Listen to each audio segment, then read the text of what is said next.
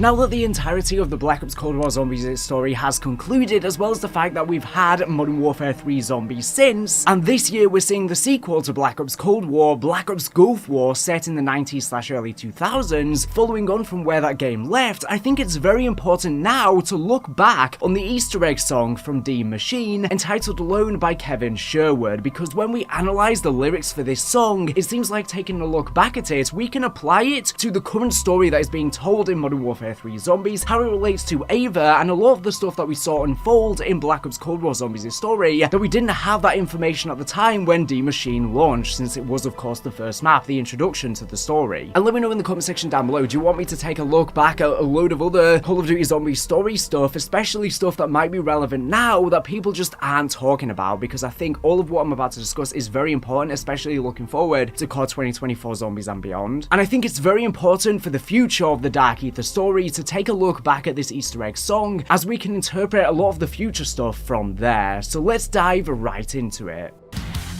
They buried a well where the seven fell.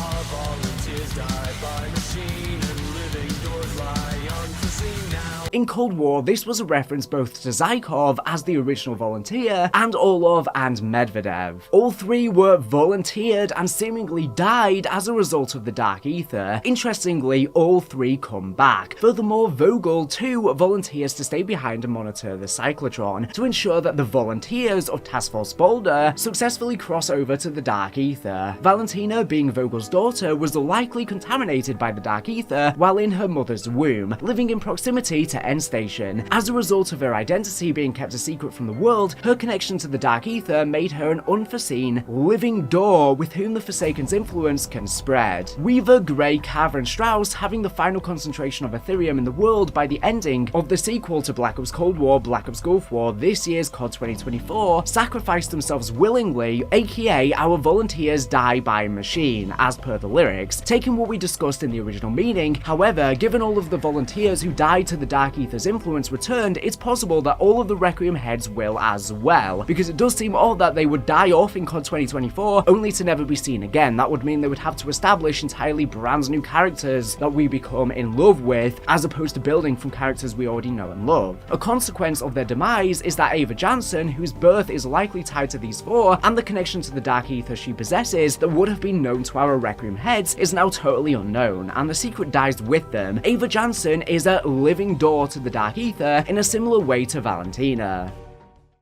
Seal him in, believe in, project a means to an end. What he breaks, we will mend. In Cold War, this was an obvious reference to Zykov being sealed in the Dark Ether, and a means to an end of the Soviet officers who had to believe he could seal the rift. The following lines in this context represented Omega wanting to mend what was broken by Zykov in order to reopen the Dark Ether, unaware that by this point it was exactly what they wanted. It could also be argued that seal him in is a double reference to Samuel, who seems to be Eddie's son, who possibly unfortunately perished at the hands of Weaver, as we are not really aware of his fate at the moment though, and whether or not he simply died or some part of him was transported to the Dark Ether for Eddie to potentially resurrect him. Maybe that's something that's already unfolded in COD 2024 Zombies, of course set before Modern Warfare 3. Reevaluating this section, it can also be seen to refer to Zykov, but in a very different sense. At the end of Cold War, Zykov is sealed into the Director's containment sphere. We know he was somehow then instrumental in Project Janus. What's more interesting about this is that the announcer quotes in Modern Warfare Zombies all sound like Zykov.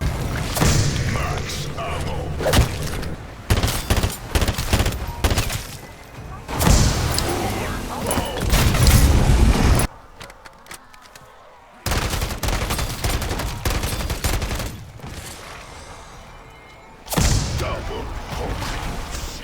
But we know it can't be the same character, so it's possible that the entity, who has a mysterious connection to Ava, has taken some sort of characteristics of Zykov, unless he somehow manages to escape from that chamber in COD 2024 Zombies that we are still yet to see. In terms of the second part of this, the Requiem heads obviously sought to mend the Ethereum present in the world, largely due to Zykov. That could be the he, but more likely is that they did this against Eddie's will, with Eddie being the he. They are attempting to mend the world that has been broken in some way by Project Janus. He'll keep it all for him, imagine a free answer with no one in his way, dividing as he comes. In Cold War, the obvious tie for this line was Zykov. However, in both, it can be associated as being related to Eddie, and now having no one remotely on par with him. Additionally, in Modern Warfare Zombies, it could be related to Samuel, though that's pure speculation, as we have little information on him. We'll send him far away from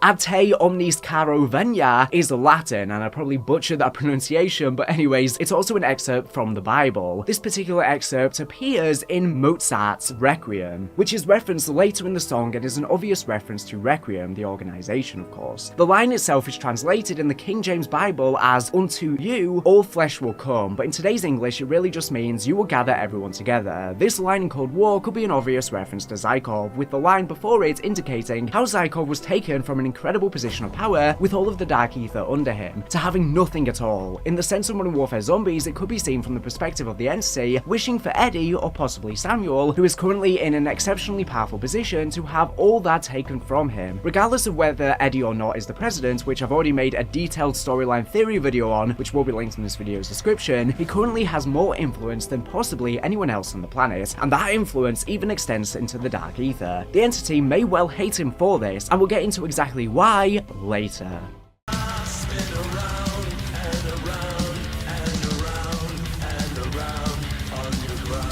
This repeating section is heard throughout the song and is largely a reference to the cyclotron at Project N Station, but more than that, the motive of our cycle is of course exceptionally important to Call of Duty Zombies as a whole. In the Ether story, the cycle was a crucial plot point in the storyline. Additionally though, the ideas of cycles in the lives of people and in the behaviour is incredibly important. Revenge is a cycle, and so on.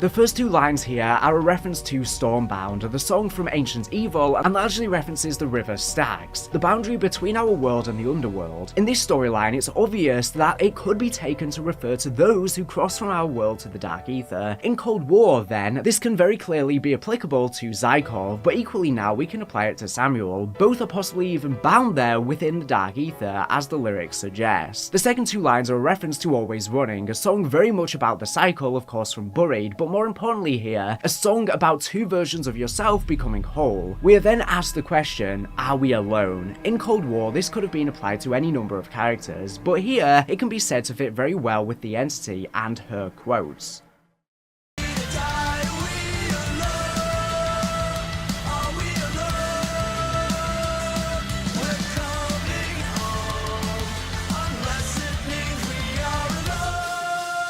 Here, we see a line that means almost the same thing regardless of whether you interpret it from the perspective of Cold War or Modern Warfare Zombies. A being in the Dark Ether wishes to rejoin our world, but in particular, through the Modern Warfare Zombies perspective, the entity wants to enter our world so it no longer has to be alone. It can be whole.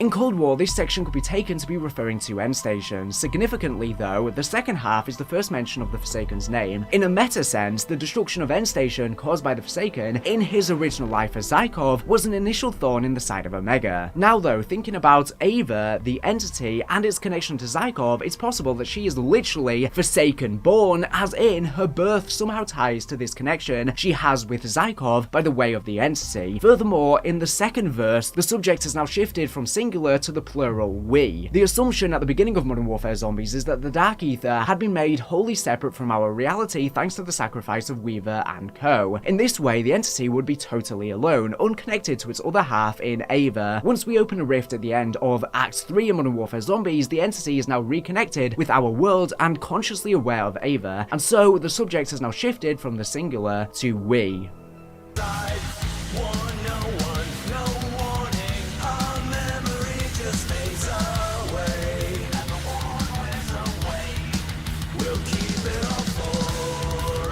Imagine every answer with no one in our way, dividing as we conquer and end the far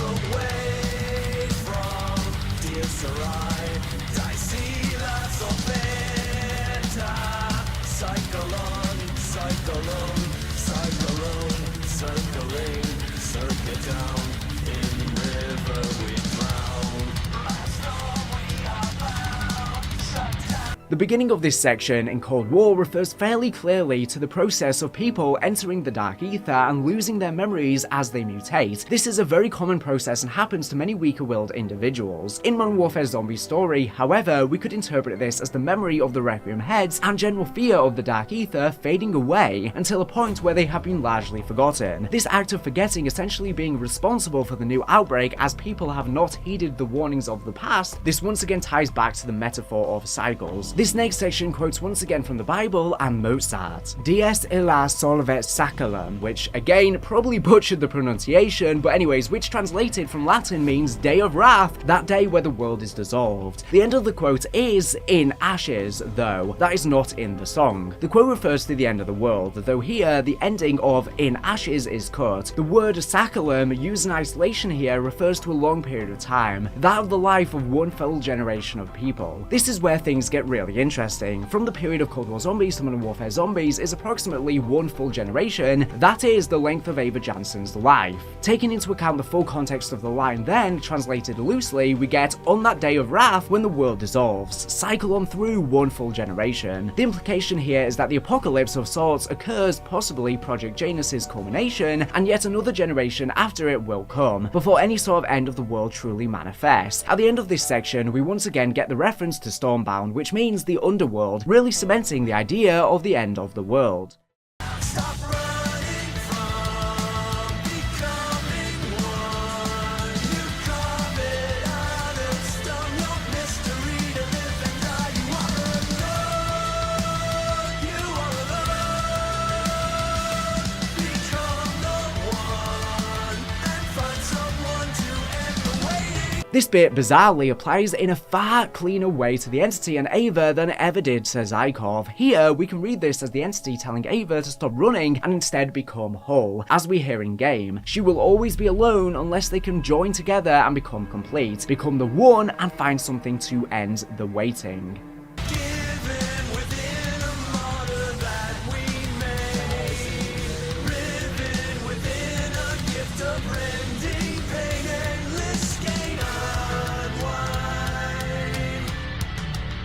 dissolving deep unknown, leaving well alone. In the original context, the martyr here was, of course, Zykov, someone who lays down their life for a cause, but now it could easily refer to any of the Requiem heads who seemingly make a similar sacrifice.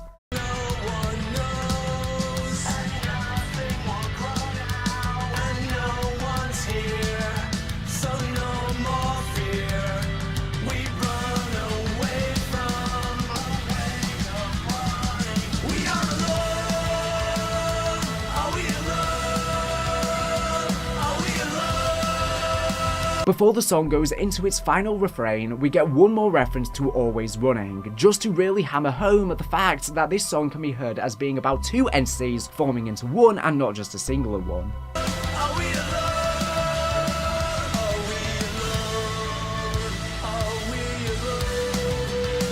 Are we alone?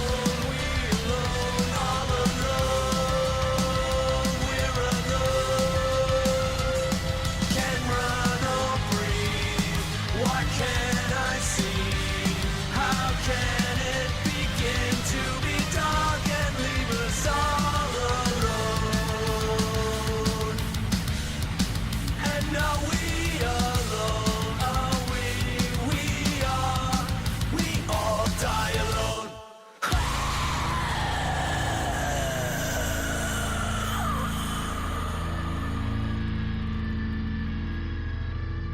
So with that said, that's the full analysis of Alone, but from the perspective of Modern Warfare Zombies and how it applies to Ava. Let me know if you agree in the comment section down below. I will be having a follow-up video to this talking about how the entity connects to Ava Jansen and could they be two parts of the same being, and more on how the Forsaken has influenced this. I honestly think these cutscenes we've been getting in Modern Warfare Zombies are really interesting, but people just don't seem to be paying much attention to the story right now. But honestly, I think hopefully come COD 2024 Zombies is going to start getting a lot more interesting. interesting, and hopefully we get to look back at all of these things that we've been paying attention to in these games that haven't been quite as well received, and point out how they apply to COD 2024. But yeah, I think it's so interesting how Treyarch clearly planned stuff ahead. All these years ago, they had an idea of who Ava Jansen would be in mind. Maybe they didn't have the name back then, but they probably had some kind of concept that they incorporated in some of these lyrics. Once again, I'll have links in this video's description on Richthofen's Project Janus and other videos that you might want to catch up on regarding the storyline, since I've mentioned many things that if you've not watched those videos, you might be a bit confused. But anyways, with that being said, thank you for watching the video. Make sure to subscribe if you're ready for the latest and greatest Call of Duty news and information. So anyways, thank you for watching, and